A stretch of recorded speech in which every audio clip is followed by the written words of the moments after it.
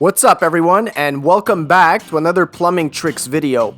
If ever you're trying to solder a fitting on a dripping water line, here's an old plumbing trick that'll fix the issue.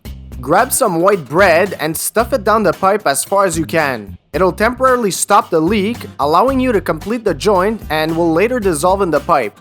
This trick never gets old. If you have a shutoff valve such as this one that doesn't stop leaking when you close it and you don't feel like replacing it, here's a neat little plumbing trick that'll fix your problem. Get yourself a 3/8 inch inline shutoff valve and piggyback it onto the old one and reinstall your supply line. It's that simple.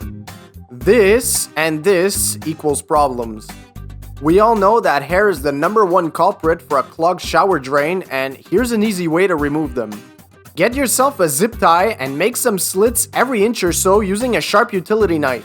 This will make it super easy to remove all the hair that's stuck in your drain. Neat, huh?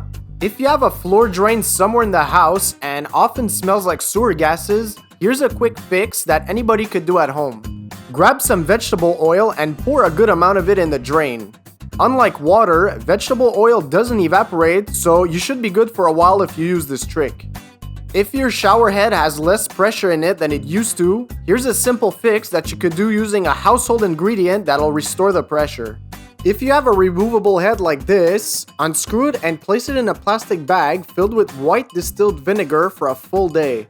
The vinegar will dissolve any mineral deposits that formed inside the head and should give you back your original pressure.